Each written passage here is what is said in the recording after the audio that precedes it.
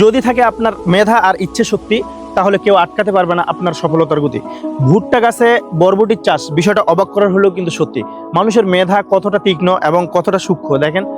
যার ইচ্ছে আছে, আগ্রহ আছে, পরিশ্রম করার এবং ইনকাম করার আগ্রহ আছে, তাদের দেখেন ভুট্টা চাষ করে ভুট্টা উঠাই নিছে এবং ভুট্টার গাছে কিন্তু আপনার দেখেন বরবটির চাষ করছে। আমি দেখাই আপনাকে, দেখেন এদিকে আসেন। এই যে দেখেন ভুট্টা গাছ কিন্তু শুকাই গেছে, ভুট্টাটাও ছুটাই নিছে। এখন দেখেন যে ভুট্টা গাছে কিন্তু বরবটি লাগাইছে। বরবটি সম্পূর্ণটাই আপনার বরবটি, প্রতিটা ভুট্টা গাছেই কিন্তু বরবটি আছে। ওইদিকে একটু, ওইদিকে এই যে দেখেন এই বড় বড় বরবটি। এই যে ভুট্টা গাছে এই যে বরবটির চাষ, আমি দেখেন মানুষ কতটা পরিশ্রমী এবং কতটা দক্ষ হলে এই কাজটা করতে পারে।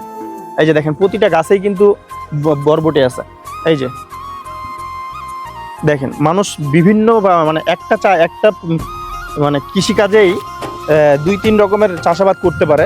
এই ভুট্টা যখন ছোট ছোট ছিল, এই ভুট্টার জমিতেই কিন্তু একসময় প্রচুর আপনার শাকসবজি আবাদ করছে, যেমন পুঁই শাক আবাদ করছে, আরও অন্যান্য শাক এখানে কিন্তু আবাদ করছে। দেখেন প্রতিটা গাছেই কিন্তু বরবটি আছে।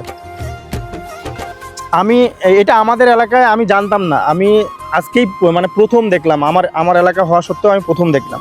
দেখেন প্রতিটা গাছে, এটা নতুন গাছ, ছোট ছোট, এখনো গাছটা পরিপূর্ণ হয়নি। এই যে দেখেন প্রতিটা গাছেই কিন্তু ভুট্টার চাষ করছে।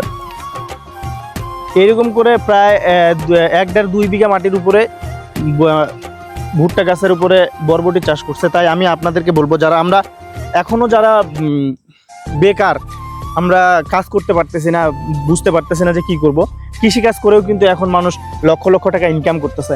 তাই আমি আমাদের যুব সমাজকে বলবো, যেই যুব সমাজ বা যেই যুবকরা আমরা এখনো বেকার আছি, তারা পরিশ্রম করে, যদি বাসায় যদি আপনার ডাঙ্গা জমি যদি 2 বিঘা মাটিও থাকে, সেখানে পরিশ্রম করলে আপনি অনায়াসে প্রতি বছরে 2-2.5 লক্ষ 3 লক্ষ টাকা ইনকাম করতে পারবেন পরিশ্রম করে।